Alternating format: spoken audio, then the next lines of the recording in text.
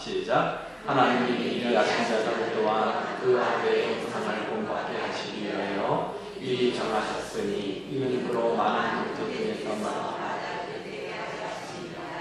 또 미리 정하신 그들을 부르시고 그들을 또한 의롭게 하시고 그들을 또한 하셨느냐. 그런즉 이 일에 대하여 우리가 무슨 말하리요. 만일 하나님이 우리를 위하시면 누가 우리를 대적하리요.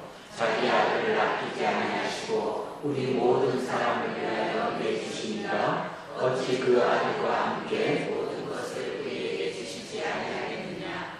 누가 능히 하나님께서 택하신 자들을 고하리요. 의롭다 하신 이는 하나님이시니 누가 정죄하리요. 죽으실 뿐 아니라 다시 살아나신 이는 그리스도이시니 그는 하나님 우편에 계신 자요 우리를 위하여 간구하시는 자입니다.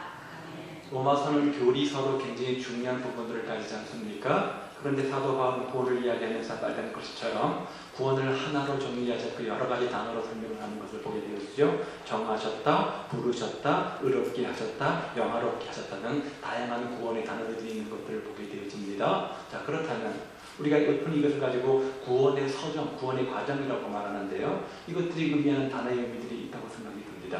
넓게 보면 하나지만 그 구원은 여러 가지 단어들을 포함하는 거죠. 정하심, 부르심, 의롭게 하심, 영화로움, 이 모든 단어들 다 포함해서 쉽게 구원 그런 말을 쓰는 거죠. 자, 그런 부분을 좀 살펴보려고 합니다. 자, 오늘 내용은 이겁니다. 구원의 필요성. 왜 인간이면 우리는 구원을 받아야 되는가라는 부분들을 구원의 서경들, 과정들을요. 구원을 이야기할 때 구원의 핵심 내용이 무엇인지 한번 다뤄보려고 합니다. 구원을 이야기할 때 우리 편에서 출발하는 복음은 항상 우리 편에서 출발하는 것이 아니라 하나님 편에서 출발을 해야 되는 겁니다. 그렇죠? 하나님의 본질은 뭐냐? 하나님은 거룩하시다는 거예요. 또 하나님은 의롭고 공의롭다는 거예요. 자꾸만 하나님은 사랑이라 하나님은 사랑이라 사랑만 강조하지만 사랑은 하나의 축이고 사랑과 또 하나의 축인데 바로 그것은 공의, 거룩하심 아닙니까? 사랑도 공의에 근거한 거고 공의도 사랑에 근거합니다. 공의와 사랑은 별 불가분의 관계인 것들을 보게 되어지는데 하나님은 거룩하십니다. 따라서 하나님의 자녀의 특징인 우리도 거룩하기를 원하십니다. 우리가 예수 믿는 사람들을 가리켜서 성도라고 말해요. 무슨 뜻입니까? 거룩한 사람이라는 뜻이죠. 세상과 구별된. 그래서 우리가 그 헬라어로 교회를 에클레시아라고 하죠. 세상으로부터 콜프롬 불러내서 구별된 사람들을 가지고 우리가 교회 성도라고 말하지 않습니까? 자, 하나님은 거룩하십니다. 또한 하나님은 공의로우시기 때문에 잘못된 부분들이 있으면 어떻게 됩니까? 그 부분들을 해결을 하셔야 됩니다. 왜 하나님께서 예수님을 십자가에 피 흘려 돌아가게 하셨습니까? 바로 사랑이 기인한 거지만 더 나가면 바로 이 공의하심 때문에 그렇습니다. 하나님은 거룩하시고 공의로우시기 때문에 잘못된 부분들을 그냥 두지 않고 그 문제를 해결하기를 원하셨던 겁니다. 또한 하나님은 주권적으로 모든 것을 가지신 분이기 때문에 인간의 생사업과 모든 것들을 주장하시는 분입니다. 하나님의 계획 속에서 인간을 어떻게 하실 것인지 나름대로 계획과 주관성을 가지고 있다는 거죠. 자, 그에 관해서 인간은 누구이냐? 여러 가지 인간은 누군가에 대한 답들이 있을 수 있습니다. 기독교적 해답은 창조와 타락 모두의 산물이라는 거죠. 그렇죠? 하나님의 형상대로 지음받은 창조물이었습니다. 그런데 최초의 인류의 불순종으로 타락한 창조와 타락 두 가지 기능이 동시에 있는 산물인 것들을 보게 되어지죠.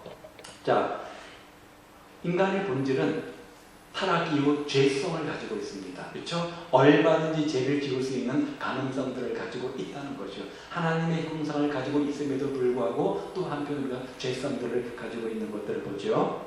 또한 그 죄성의 증거들이 뭐냐? 사회적 증거로 이 사회에 뭐가 존재합니까? 법이 존재합니다. 어떤 규칙이나 규율이 존재합니다. 그것은 뭘 반증하는 거예요? 우리가 사회적으로 볼 때 얼마든지 죄성을 가지고 있는 존재임을 말하는 거죠. 그럴 가능성이 없으면 굳이 어떤 규칙이나 어떤 법칙이나 법이 존재할 필요가 없는데 법이 없으면 어떤 규칙과 원칙이 없으면 범할 확률이 많다는 것들을 간접적으로 보여주는 거죠. 개인적 증거로는 양심의 외침이 있습니다. 어떤 일을 할 때 내 양심에 부끄러움 없다라는 일이 있는가 하면 어떤 일들을 할 때 우리가 양심에 부끄럽고 꺼리끼는 일들도 있습니다. 양심이라고 하는 것이 우리의 어떤 뭐죠? 잣대의 기준이 됩니다. 그렇죠? 근데 이 양심도 자꾸만 도에 지나치면 양심이 마모돼서 처음 첫 번째 나쁜 일을 할 때는 양심이 막 가치를 받다가 그것이 2번, 10번, 100번 반복되면 아무런 양심의 가치도 없어집니다. 그래서 양심이라고 하는 것도 제한적 기능인 것들을 보게 되어져요. 이런 법이 존재한다. 양심의 예침들이 이것은 우리가 어떤 죄성을 가진 존재임을 증거하는 것들이죠. 만약 내가 지금까지 생각한 모든 것과 저지른 모든 행동들, 그러니까 생각과 행동들을 다 적어본다면 사람들은 내가 사악한 괴물이라고 생각할 것이다.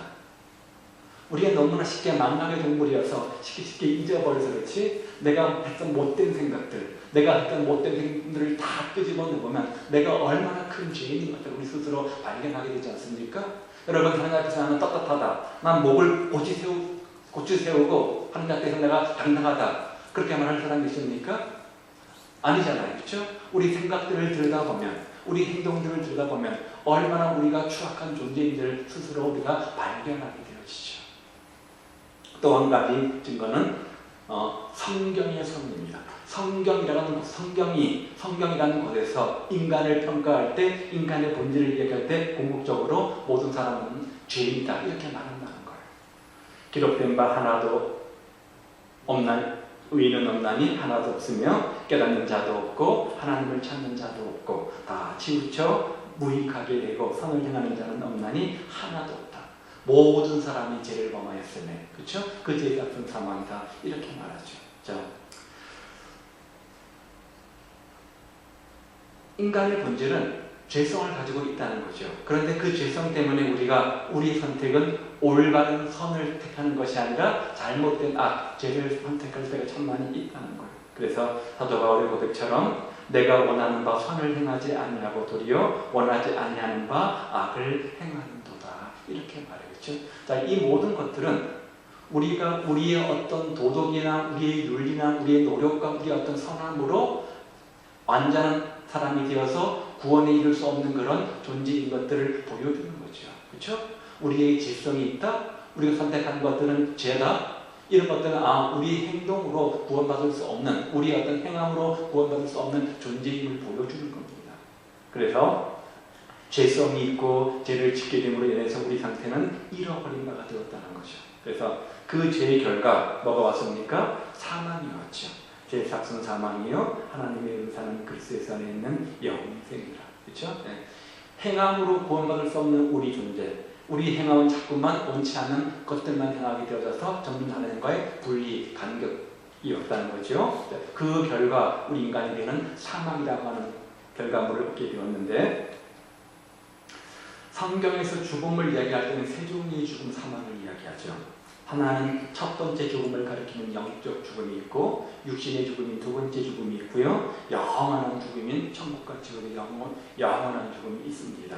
히브리서 9장 27절은 이 죽음을 나누어 설명을 합니다. 자, 첫 번째 죽음은 그렇게 하나님의 형상을 잃어버리고 하나님과 영적 교제가 단절된 상태, 분리의 상태를 가리켜서 영적인 죽음이라 이렇게 말합니다. 그래서 성경이 말하는 대부분의 어떤 사망, 죽음은 영적인 죽음과 상관이 있습니다. 그렇죠? 하나님의 형상대로 창세기에 보면 인간을 만드셨습니다. 그 코에 생기를 불어넣으시니까 사람이 되었죠. 타락의 순서는 뭡니까? 육체, 뭐죠? 하나님의 영이 떠나가니까 육체만 남았습니다. 그렇죠? 하나님은 멀쩡한 허우대가 멀쩡한 사람을 보고 사람이다 이렇게 말하는 것이 아니라 그 생명 속에 생명, 성령이 있느냐 없느냐를 보고 그 사람을 평가하는 겁니다. 허우대가 멀쩡해도 예수 믿지 않는 성령의 사람이 아니면 그 사람은 육체 죽은 사람이고 허우대가 멀쩡하지 않아도 그 안에 예수의 영이 있는 사람은 산 사람이라는 거예요. 첫 번째 죽음은 영적인 죽음입니다. 두 번째 죽음은 우리가 흔히 알고 있는 육체적 죽음이죠. 흙으로 와서 흙으로 돌아가는 육체적 죽음이죠. 자, 이것으로 끝나느냐? 그렇지 않다는 거예요. 육체적 죽음을 맞이하게 되어지면 우리가 그 앞에 어떻게 되냐면 심판대 앞에 서게 되어집니다. 선악간의 심판대 앞에 서게 되어지죠. 그래서 심판을 받게 되어집니다. 누구 앞에서요? 하나님 앞에서. 하나님 앞에서 우리가 심판을 받게 되어지는데 영원한 천국과 영원한 지옥과 둘 중에 하나로 가게 되어져 있습니다. 그렇죠? 그래서 선악간에 아마 이제 파노라마처럼 우리의 행위가 쫙 이렇게 이제 스쳐 지나갈 겁니다. 그럴 때, 나는 당당하다. 난 이 정도 행함이면 난 구원받고 남는다. 떳떳한 사람 한 사람도 없다는 거죠. 차마 부끄러워서 고개를 못 들고 고개를 뚝 숙이고 있을 때, 그렇지? 네 행위 보니까 안 되겠지. 그래, 지옥 가. 하나님 이렇게 탕탕탕 재판을 하시겠죠. 그럼 우린 지옥 가는 겁니까? 그때 누가 나타나세요? 중보자이신 예수님께서 나타나셔서 맞습니다. 저 사람의 행위로 보면 지옥 가는 것이 마땅하지만 그래서 제가 십자가에 피 흘려 죽은 것 아닙니까? 하면서 중보 역할을 하시는 거죠. 맞다. 그러면 지금 천국. 그래서 영원한 천국과 영원한 지옥, 이렇게 세 번째의 영원한 죽음이 있게 되어집니다. 영원한 죽음. 요한계시록에서 말하는 죽음들은 거의 영원한 죽음과 관련된 것들이죠. 세 가지 영생이라고 하는 부분, 이 부분에 속하는 것들입니다. 자, 요 그림은 잘 기억해 주시고요. 아마 계속 반복해서 나올 겁니다. 보시면 좋을 것 같아요. 제2결과 이렇게 사망이 왔고요. 또 한 가지는 죄의 지배와 통제 아래 놓이게 되었습니다. 그렇죠? 자, 우리가 알거니와 우리 옛사람이 예수와 함께 다시 십자가에 못 박힌 것은 죄의 몸이 죽어 다시는 우리가 죄에게 종로로 타지 않냐려 하니, 우리가 죄에게 종로로 타지 말아야 되는데 사도 바울의 고백에서 자꾸 두 가지 마음에서 우리가 죄로 인해서 실패하는 죄의 지배와 통제에 받는 그런 경우가 많이 있는 것들을 보게 되어집니다. 그래서 그럴 때마다 우리 양심들은 그러면 안 된다 가르쳐 주지만 우리 육신의 연약함으로 어때요? 자꾸 우리가 죄의 지배 아래 빠지는 육신의 법과 세상의 법에 빠진 우리의 모습들을 보게 되어지죠. 그리고 그럼에도 불구하고 깨닫지를 못한다는 거예요. 보세요. 기록된 바 의인은 없나니 하나도 없으며 깨닫는 자도 없고, 그렇죠? 모든 것들을 세상 탓하는 거죠. 사회 탓하는 거죠. 세상 문화가 이런데 왜 나만 가지고 저렇게 가지, 그렇죠? 올바른 영적 분별력을 갖지 못하고 깨닫지 못하고 영적으로 무지에 있으니까 주시는 세미한 음성을 듣지 못하고 자꾸만 세상은 다 이런데 모두가 이런데라고 평균화시켜버리는 그런 모습들이 우리에게 나타나게 되어지고요. 진노의 대상이 되죠. 그렇죠? 본질상 진노의 대상이 되는 거죠. 자, 이래서 이런 우리의 인간의 본질로 인해서 우리에게는 뭐가 필요합니까? 구원이 필요한 겁니다. 구원이 필요한 거죠. 우리는 이러한 사람들이기 때문에 죄의 결과로 사망이 왔고 죄의 지배와 통제를 받고 있고 깨닫지도 못하고 진노의 저주의 대상, 죽음의 대상이기 때문에 우리 행동으로는, 그렇죠? 우리 행함은 이렇다는 거잖아요. 행함의 결과 아닙니까? 그러므로 우리 행함에는 또 다른 방법으로 구원을 받아야 되는데 또 다른 방법은 뭘까요? 행함의 반대말은 뭐예요? 은혜지요. 그렇죠? 믿음으로 은혜로 구원이 가능한 거죠. 행함으로는 구원이 안 되니까, 내 노력과 내 행위와 수고로는 구원이 안 되니까 또 다른 방법인 은혜의 방법 말고는 구원의 방법이 없는 거예요. 그래서 구원은 어떻게 받아요? 은혜로 받는 거예요. 은혜로 받는 거죠. 이러한 모습들은 우리에게 구원이 절대 필요함을 우리에게 상징적으로 보여주는 거죠. 자, 인간은 하나님과 죄의 문제로 인해서 완전하게 분리되게 되었죠. 그들의 총명이 어두워지고 그들 가운데 있는 무지함과 그들의 마음이 굳어짐으로 말미암아 하나님 생명에서 떠나 있더라.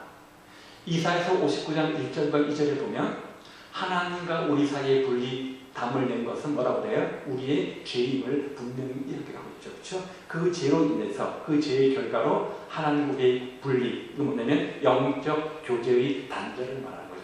그게 첫 번째 죽음이었잖아요. 그렇죠? 첫 번째 죽음이 왔다는 거죠. 죄의 결과로. 죄의 삭슨 사망이요. 할 때 이 사망은 몇 번째 죽음을 말하는 걸까요? 첫 번째 죽음인 영적 교제의 단절을 말하는 겁니다. 그렇죠?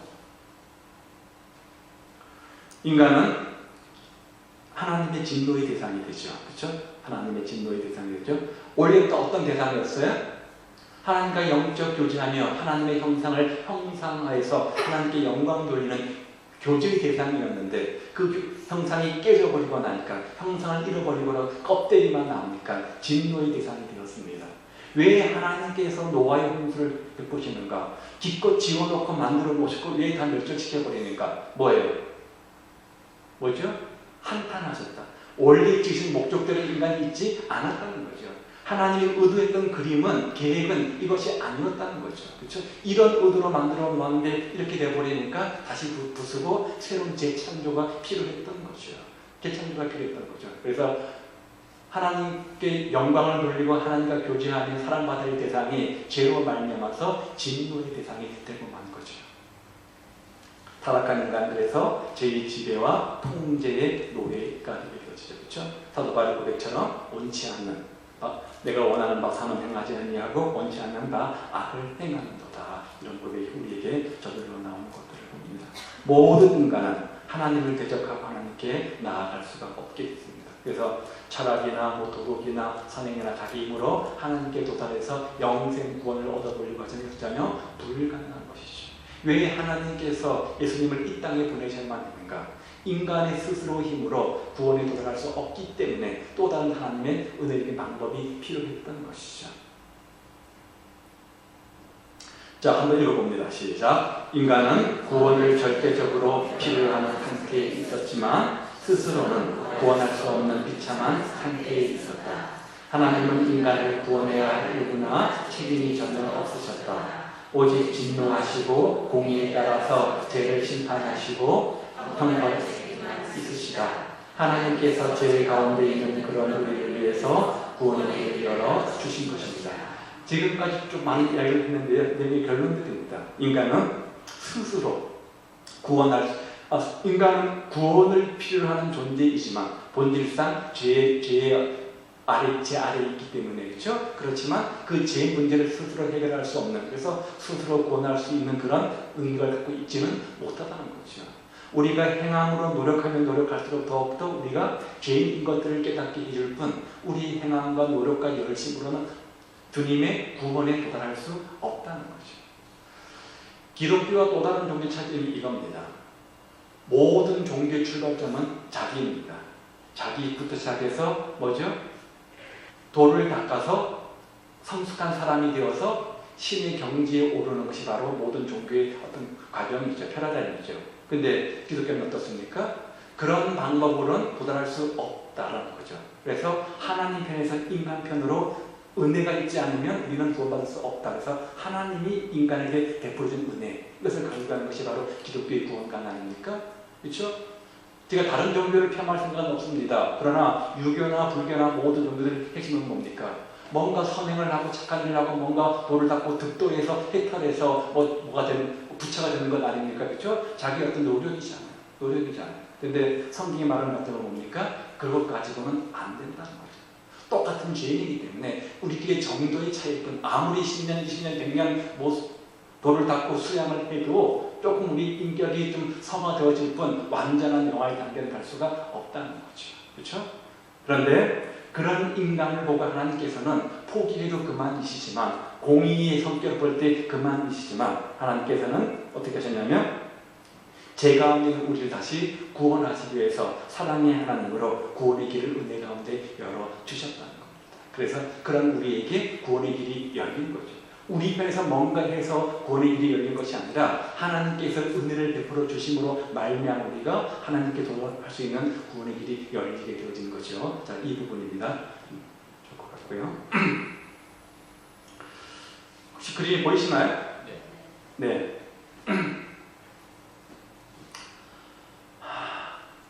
예수님의 초림이 있고요. 예수님의 십자가의 죽음과 부활이 있고요. 또요, 그 다음에는 예수님의 재림이 있습니다. 그렇죠? 자, 이 세 가지 관점 속에서 우리의 이제 구원이 바뀌게 되어지는데요. 예수님의 초림과 십자가의 죽음까지 우리가 예수님 만나게 되어지면 구원의 과거가 일어나게 되어지고 또 예수님을 만나서 이 세상 살아가는 동안 구원의 현지이겠죠. 그리고 예수님 다시 오실 그날 통해서 영원한 천국에 가게 되면 구원의 미래가 펼쳐지는데 이 그림을 조금 이렇게 보면 좋을 것 같아요. 구원은 세 가지의 시제, 세 가지의 시점이 있다는 거예요. 과거의 시점이 있고 이미 구원받았다 성경 말하고 있고요. 또 어떤 성경은 구원을 이루어가라 이렇게 아주 진행형으로 표시하는 것이 있지 않습니까? 이렇게 과거와 현재와 미래의 동시에 세 가지 관점이 있는 것을 보게 되어지는데 과거에 나는 죄의 형벌로부터 구원을 받았다. 틀려요, 맞아요? 맞습니다.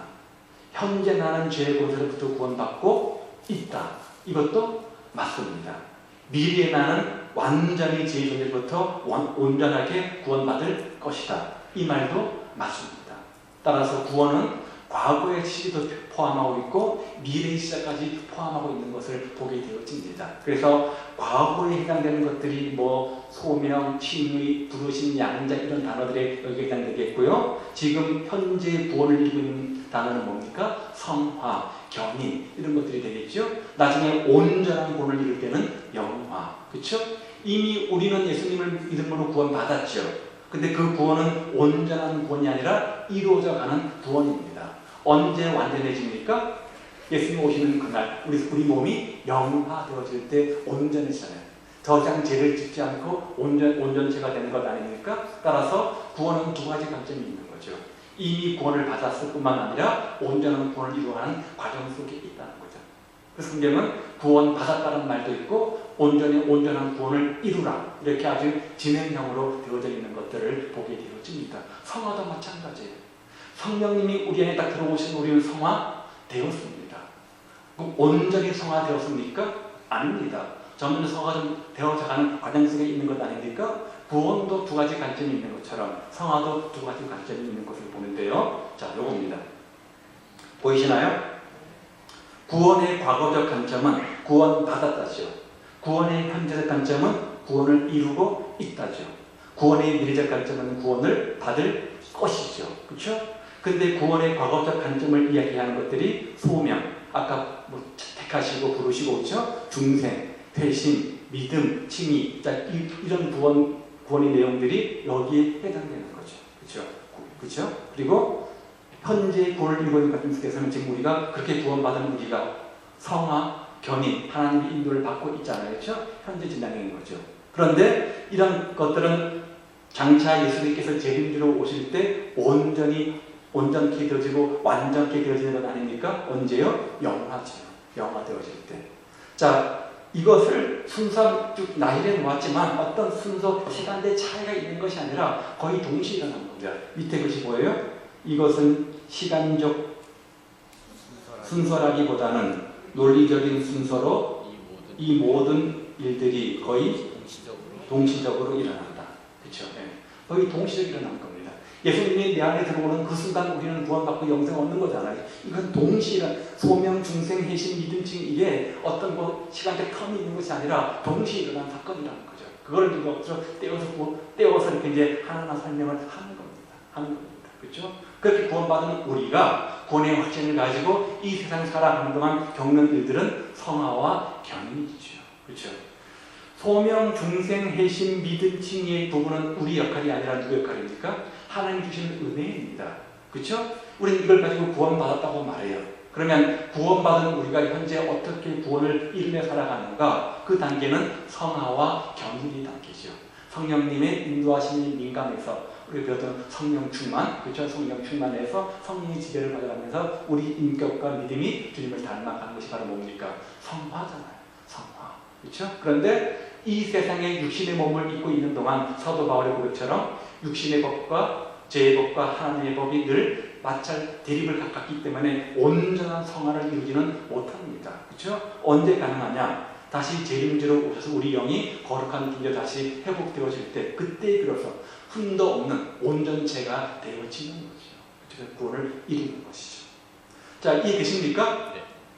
더 깊게 설명해야 돼요? 됐죠? 뭐 신학교도 아니고. 잠깐 마시고요.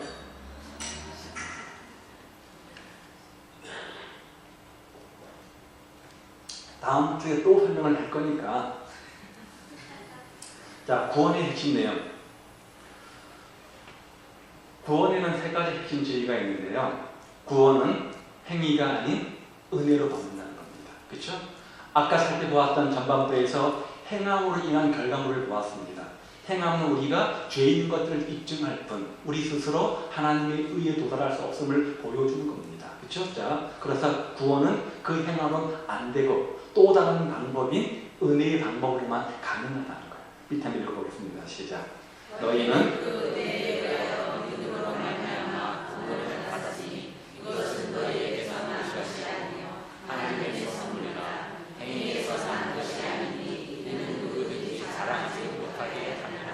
앞으로 우리가 이 성경을 여러분과 반복해서 설명할 텐데요. 은혜로 인하여 하나님의 선물이다. 행위에서 난 것이 아니다. 자랑하지 못하게 한다. 이 말은 똑같은 다 동의어입니다. 뭘 말하는 거예요? 구원은 뭐라는 거예요? 은혜임을 강조하는 겁니다. 그렇죠? 구원은 행함으로 받은 것이 아닌 은혜임을 강조하기 위해서 강조법을 쓴 거예요. 은혜로 인하여 하나님의 선물, 행위에서 난 것 아니다. 자랑하지 못하게 한다. 한마디로 말하면 구원은 은혜다. 이것을 강조하는 겁니다. 자, 은혜는 하나님이 값없이 주시는 선물을 은혜라고 말하죠. 은혜.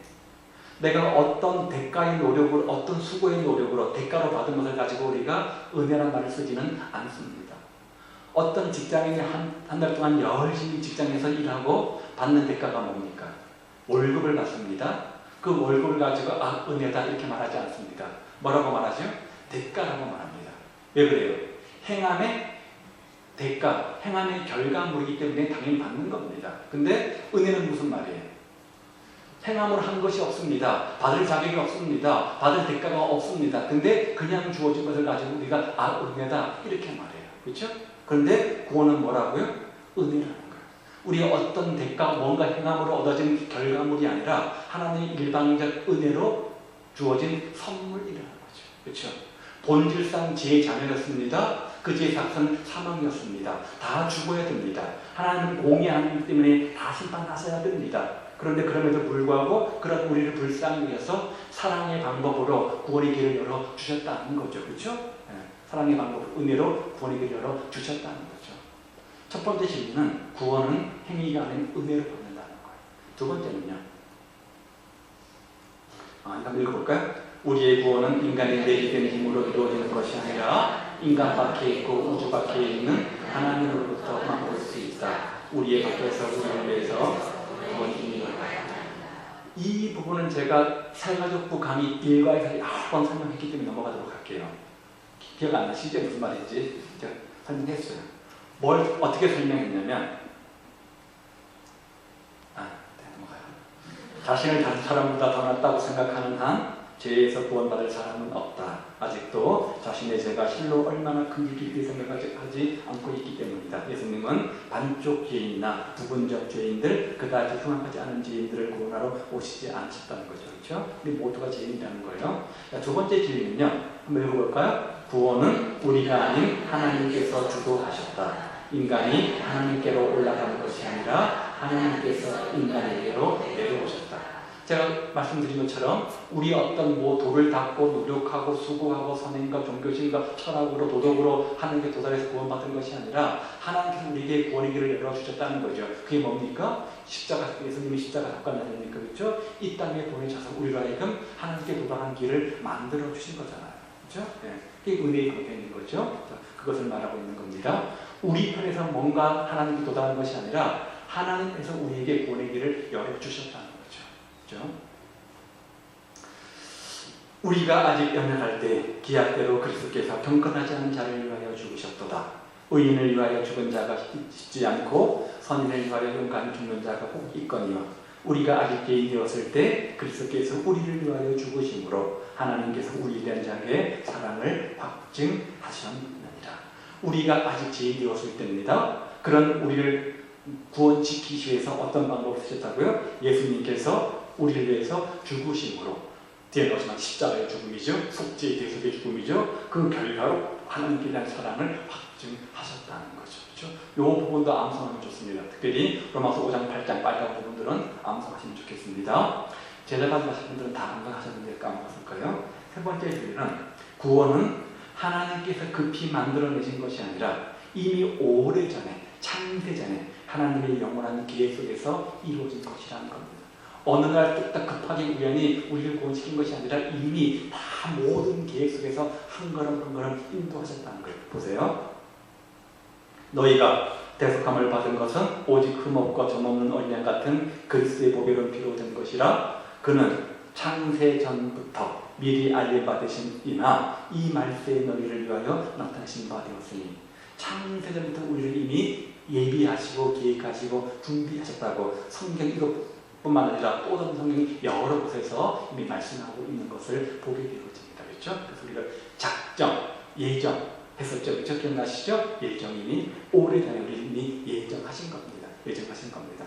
이미 오래전에 예정하셨는데 그것을 우리가 어느 순간 깨닫게 되어집니다. 그렇죠? 그때부터 우리는 내가 구원받았구나 확신을 갖는 것뿐 이때 하나님 나를 택하신 것이 아니라 이미 창세전부터 나를 택해 놓으셨는데 한참 후에 내가 그것을 깨달았던 시점이 바로 이때라는 거죠. 이때라는 거죠. 이때라는 겁니다. 그럼 이때부터 내가 구원받은 거냐? 아니라는 거죠. 이미 벌써 우리는 창세전부터 구원받은 하나님의 자녀였던 거죠. 제가 이것을 믿음 A, 믿음 B로 설명을 드렸습니다. 저희 집에 아들, 딸이 하나 있습니다. 아들은 24살 맞나요? 네, 그리고 한 딸이 있습니다. 근데 현이가 내 아들인 것은 언제부터이죠? 24년 전 12월 29일 날 새벽 2시 맞나요? 네, 맞습니다. 제가 기억나요. 원주 기독병원 수술실에 태어났거든요. 네. 12월 29일 날 1992년 12월 29일 새벽 2시에 태어났어요. 그렇죠? 그 순간부터 그 아이는 제 아들이었습니다. 그러면 현이는 그 태어난 그 순간 유영복이라는 멋있는 사람이 내 아빠구나 이렇게 알았습니까? 아닙니다. 그렇죠? 어느 순간 자라다 보니까 아빠하고 저 사람이 내 아빠네? 어느 순간 깨달은 지점이 있었겠죠. 돌을 지나서든 아니든 그쯤 안 됐겠습니까? 그렇죠? 그러면 현이가 내가 자기 아빠인 것을 깨달은 그 순간부터 나는 그 아이의 아빠였던 겁니까? 아닙니다. 그렇죠? 이것은 현이가 깨달은 시점인 거고 나는 이미 이때부터 현이의 아빠였던 거죠. 나는 이 하나님의 자녀였던 겁니다. 구원받은 겁니다. 어느 순간 난 그것을 깨달아 알았습니다. 그 시점이 바로 우리가 구원받은 시점으로 오해하는데 그렇지 않다는 거죠. 이미 창세전에 우리를 선택 예정에 놓으셨다는 거죠. 때가 되네 우리를 그대로 스스로 인식하도록 만들어 보죠. 그래서 로마서 1장 10절에 보면 믿음으로 믿음에 이른다. 믿음으로 믿음에 이른다. 이렇게 말해요. 너무 많이 하면 다치니까. 네, 복잡해져요. 자, 구원의 핵심 내용. 아마 제가 단어들을 좀 여기까지 나열해 보면 아실 텐데요. 대속이라는 말을 쓰죠. 예수님께서 나 대신 죽으셨다. 대신 속량, 대속의 죽음, 죽으셨다는 말이죠. 베드로전서 3장 9절에 보면 대신하여서 죽었다. 대신, 대속의 죽음을 강조하고 있고요. 이것도 마찬가지죠. 대신하여, 대속의 죽음. 자, 이 대속의 죽음이 의미하는 것은 예수님께서 나를 대신해서 죄인이 되셨다는 거죠. 그렇죠? 죄가 되셨다는 거죠. 십자가에 달려서 자기 몸으로 나의 죄를 대신 담당하셨다는 거죠. 왜요? 그 죄의 삭은 사망이니까. 죄의 삭은 죽음입니다. 그들 대속하는 방법은 뭡니까? 대신 죽어주는 거잖아요. 그 대속의 죽음이 바로 십자가의 죽음인 거죠. 다른 사람들의 죄를 담당하시려 단번에 고통을 당하셨습니다. 영단번의 제사라고 그랬죠. 고초당하셨고요. 나를 위하여 저주를 받으셨다. 이 모든 것들이 대속이 의미하는 내용들이라는 거죠. 대속의 죽음을 당하셨어요. 또요. 넘어가도록 하죠. 두 번째는 하목제물이 있었습니다. 하목제물. 자, 하목과 하목제물은 다른 거예요. 하목제 하기 위한 제물이 하목제물이잖아요. 그렇죠? 사도 요한이 세례요한이죠. 예수님 보고 뭐랬어요? 보라, 세상 이제 지고 가는 하나님의 어린 양. 그렇죠? 하목제물을 가리키는 거죠. 예수님께서 하나님의 공의를 완전하게 이루셨다. 하목제물이 의미인 거죠. 그렇죠? 예수님께서 하나님의 공의를 완전하게 이루시기 위해서 뭐가 필요했어요? 대속물인 하목제물이 필요한 건데 그 하목제물이 누가 되어주신 겁니까? 예수님께서 되어주신 거잖아요. 영단번의 제사로. 그래서 이 예수를 하나님이 그의 피로써 믿음으로 말미암는 하목제물로 세우셨으니 이는 하나님께서 길이 참으시는 중에 전에 지은 죄를 관가하심으로 자기 의로우심을 나타내려 하십니다. 자, 구원이라는 말을 이해하실 때 여러분들이 대속이라는 말을 이해하셔야 되고요. 그렇죠? 화목제물이라는 말을 이해하셔야 됩니다. 그렇죠? 대속은 예수님께서 내 죄를 사시기 대신 속량, 죽어준 것을 말하는 것이고 대신 죽어주는 그 제물이 됐다는 의미를 화목제물이라는 말을 썼습니다. 사랑은 여기 있으니 화목제물로 그 아들을 보내셨습니다. 화목제물, 예수님을 말하는 거죠. 자, 세 번째는 용서가 있습니다. 재용서함이죠. 속량이라는 단어를 썼는데요. 예수님께서 내 죄를 완전하게 없애셨다. 그렇죠? 우리는 그리스도 안에서 그의 구원의 풍성함을 따라 그의 피로 말미암아 속량 곧 죄의 사함을 받았다. 구원은 이런 의미가 있다는 거예요. 구원에는 대속의 의미가 있고요. 예수님께서 나를 위해서 화목제물이 되어주셨다는 의미가 있고요. 또 죄용서, 용서의 의미가 있다는 거죠. 속량, 곧 죄사함을 우리가 받았다. 이 말이 바로 구원의 의미라는 거죠. 속량은 그 당시에는 노예가 있던 시대잖아요. 노예를 자유인으로 만들어줄 때는 어떻게 하냐면 그 노예 주인에게서 돈을 주고 그 노예를 삽니다. 그리고 사서 노예 문서를 산다는 거죠. 그렇죠? 노예 문서를 갈기갈기 찢어버리고 너는 이제 자유다 라고 풀어주는 것을 속량이라고 했어요. 그래서 어떤 노예를 속량하기 위해서는 조건이 있냐면 그걸 돈 주고 그 노예를 사야 되는 거예요. 그렇죠? 대가를 치러야 되는 거죠. 그렇죠? 치러야 되는 거죠. 그게 바로 속량입니다. 예수님께서 우리를 구원하시기 위해서는 죄의 대가를 치르야만 했습니다. 그 죄의 대가가 뭐였습니까? 죽음이잖아요. 그래서 십자가에 돌아가신 거예요. 그렇죠? 그런 우리를 속량, 죄의 사함을 주신 거예요. 모든 죄의 삭이 누구에게 간 거냐면 예수님께 간 거죠. 대속의 죽음이 예수님께 간 거죠. 바로 그것이 속량, 죄의 사함을 의미하는 거고요.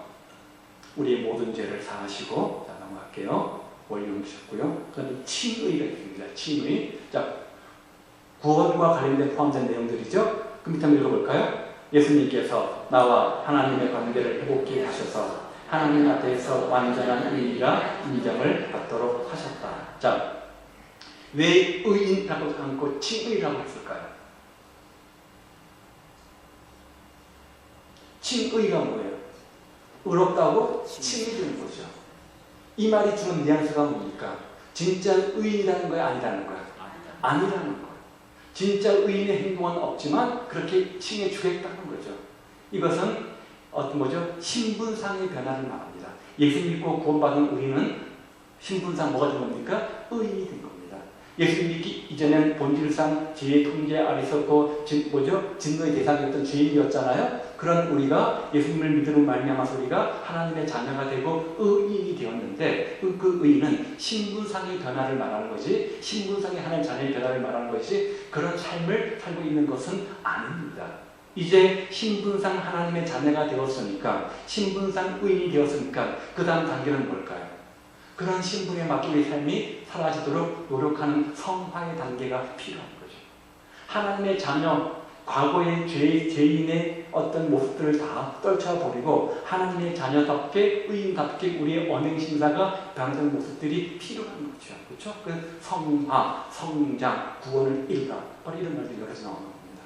그리스도의 안에 있는 속량으로 말미암아 하나님의 은혜로 가없이 의롭다 하심을 얻은 자 되었다. 그렇죠? 자, 이 사람을 힘입어 믿는 자마다 의롭다 하심, 칭의를 받게 되었습니다. 칭의. 이겁니다. 검정색인데 하얀 거를 인정해 주는 거예요. 검정색인데 하얀 거를 인정해 주겠다는 거예요. 죄인인데 의인을 인정해 주겠다는 거예요. 신분상의 변화를 말하는 거죠. 하얀 건데 무슨 색깔인가요? 하늘색, 하늘로 인정해 주겠다는 거죠. 이런 어떤 신분상의 변화를 말하는 것이 그 사람의 행함을 보고 이게 아니라 이제 예수 믿는 이유 때문에 그렇죠? 의인으로 여겨주겠다는 거죠. 여겨주겠다는 거죠. 자, 칭의가 있고요. 그 다음에 화목이 있습니다. 화목, 제물로 인해서 화목이 되어졌겠죠. 화목. 예수님께서 나와 하나님을 다시 친구로 되게 하셨다. 원래 용어의 의미는 원수된 관계를 친구 관계로 회복하는 것이 바로 화목의 의미입니다. 원수된 관계. 우리가 아직 죄인이었을 때, 하나님과 원수 되었을 때 예수님께서 십자가에 죽으심으로 하나님과 우리 사이에 화목케 하셨다. 그러니까 하게 보았잖아요. 그렇죠? 자, 그러므로 우리가 믿음으로 의롭다 하심을 받았으니 우리 주 예수 그리스도로 말미암아 하나님과 화평을 누리자. 화목케 된 관계가 됐다는 거죠. 화목하게 하시며 하나님과 화목하게 되었음을 보도록 하죠. 또 하나는 양자됨의 의미가 있습니다. 양자됨의 의미. 예수님께서 나를 하나님의 자녀로 삼으셨다. 역시 이것도 마찬가지입니다. 그렇죠? 양자입니다. 그렇죠? 양자. 그럼 친자는 누구예요? 예수님인가요? 하여간 그렇죠? 네. 그래서 우리는 그 기쁘신 뜻대로 우리를 예정하사 예수님으로 말미암아 자기의 아들들이 되게 하셨다. 그래서 우리는 하나님의 뭐라고 불러요? 자녀라고 말하죠. 그렇죠? 하나님의 자녀가 되게 하셨다는 거죠. 그 기쁘신 뜻대로 우리를 예정하사 예수 그리스도를 말미암아 자기의 아들들이 되게 하셨다. 이렇게 말하죠. 자녀는 또한 상속자, 하나님의 자녀 상속자요. 자, 이런 쭉 설명합니다. 자, 구속. 구원의 의미에는 구속도 있는데요. 예수님께서 자기의 피의 값으로 나의 구원을 사셨다는 거죠. 그렇죠? 구속. 대속과 비슷한 의미입니다. 그렇죠? 네. 구속한다는 것. 더 이상 나를 구속하지 마. 나는 네가 나를 구속한 것이 싫어. 난 네한테 자유롭고 싶어. 구속의 의미가 뭐예요? 연인이 헤어질 때였잖아요. 나는 네가 나를 너무 구속해서 난 나한테 벗어나고 싶어. 헤어지자. 그 구속의 의미가 뭐예요? 구속이죠. 그렇죠? 네, 네. 구속이죠. 그렇죠? 올가내는 거잖아요. 올가내는 거잖아요. 네. 뭐 대속의 의미가 비슷합니다. 뭐 내 것이다. 너는 내 거다. 뭐 그런 개념의 의미가 구속이 있는 것이죠. 그렇죠? 구속하셨다. 이제 세월을 아끼라. 때가 가니라. 그 말이 세월을 구속하라. 그런 말이거든요. 네. 세월을 구속해라. 내 것으로 삼으라. 그런 말이죠. 네. 이제 너는 내 것이다. 뭐 그런 의미가 구속에 담겨져 있는 겁니다. 대속함, 구속감 같은 말이에요. 자, 이렇게 구원의 내용, 우리가 쉽게 이제 구원이라는 말을 쓰지만 구원의 내용에는 대속의 의미도 있고요, 화목제물의 의미도 있고, 용서, 죄사함이죠, 칭의, 화목, 양자됨, 구속 이런 의미가 구원이라는 단어 속에 다 들어있다는 거죠. 뭐 어떤 단어를 써도 상관이 없습니다. 어떤 거에는 뭐 죄사함 받았다는 말이 있고, 뭐 어떤 단어에는 뭐 대속의 의미가 있고, 화목제물의 의미가 있고, 뭐 아들의 의미 있고, 그렇게 성경마다 단어가 다르지 않습니까? 이 모든 게 다 뭐를 의미하는 거라고요? 구원을 의미하는 내용들이라는 거죠. 구원의 의미라는 거죠. 통 넓게 보면 이 모든 것들은 구원의 한 부분들이라는 거죠. 자, 중요한 것은 이건 것 같아요. 인간 죄로 말미암아서 하나님과 관계가 멀어져 있죠. 그렇죠? 그래서 그 죄로 하나님을 거역했고 하나님과 분리되어져 있습니다. 하나님은 어떤 분이십니까? 거룩하신 분입니다.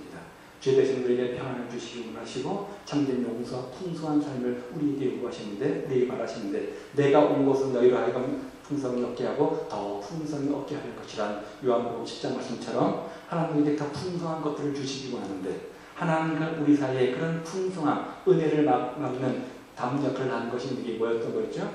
죄였습니다. 그렇죠? 죄의 문제였습니다. 성경이 말하는 죄는 뭐죠? 하나님을 믿지 않는 겁니다. 어떤 뭐 도덕질로 이런 개념의 문제가 아니라 하나님을 근본적으로 믿지 않는 죄라고 얘기했어요. 여러분은 좌측편에 계십니까? 우측편에 계십니까? 이쪽이에요? 네. 우리 모든 예수님을 우리 마음속에 구주로 모심으로 인해서 죄와 거역과 분리에서 벗어나서 참된 하나님의 평안과 용서와 풍성한 삶을 누리는 구원의 은혜 가운데 사는 사람들 아닙니까? 그렇다면 이제 우리 할 일은 뭘까요? 이런 죄 가운데 여전히 헤매는 사람들을 참된 진리의 복음을 전해서 그들로 하여금 우리 편으로 오도록 구원의 방주 역할을 하는 것이 우리의 삶의 책임감 아니겠습니까? 그런 은혜가 우리 가운데 있었으면 좋겠고요. 구원을 주신 하나님께 범사에 감사하는 삶이 되었으면 좋겠습니다. 어떻게 우리에게 구원이 왔죠?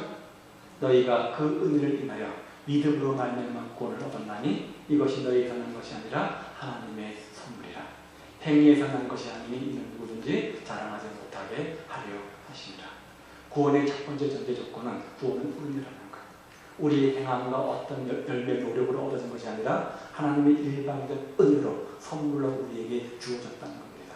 그 구원을 주신 하나님께 범사에 감사한 삶을 살았으면 좋겠고, 그것 이전에 먼저 구원의 확신을 가지고 그런 구원 주신 하나님께 범사에 감사하는 자의 삶이 되었으면 좋겠고요. 이렇게 대속의 죽음, 화목제물, 용서, 칭의, 화목, 양자됨, 구속 이런 단어가 의미하는 내용들을 쭉 살피면서, 이런 내용들이 구원이라는 단어 속에 포함되어 있던 것들을 살피면서 예수님께서 나를 위해서 대신 십자가에 죽으심으로 내가 구원받았구나, 화목제물이 되어줌으로 내가 구원을 얻었구나, 예수님께서 십자가에 피 흘려 죽으심으로 내가 제사함을 받았구나, 예수님께서 십자가에 피 흘려 죽으심으로 내가 칭의, 의롭다고 내가 의인이 되었구나, 내가 화목해 되었구나. 하나님과 원수된 관계에서 친구가 되었구나. 내가 하나님의 아들이 되었구나. 하나님의 것이 되었구나. 너는 내 것이라.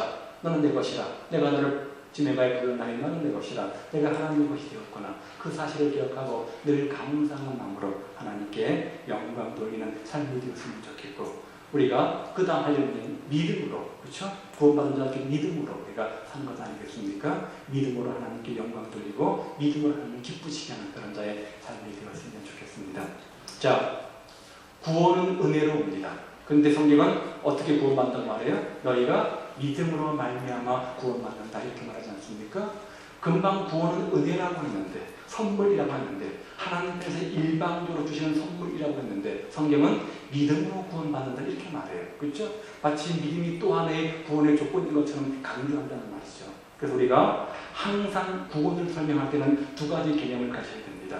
구원 혹은 중생 혹은 거듭남의 의미가 뭐냐, 그리고 그런 중생, 거듭남, 믿음은 구원, 거듭남, 중생은 믿음으로 얻는다고 구원받는다는데 그 믿음의 의미가 뭐냐, 이 두 가지 개념을 이해하셔야 됩니다. 그래서 다음 주, 다다음 주에 거듭남, 중생, 거듭남, 중생, 그렇죠? 네, 이 의미가 뭔지, 또 그 조건이 믿음으로 구원받는다고 하는데 그 믿음의 의미가 뭔지 한번 살펴보려고 합니다. 그러나 좀 정리가 개념이 정리가 될 거예요. 믿음으로란 말이 정리가 될 겁니다. 혹시 질문요?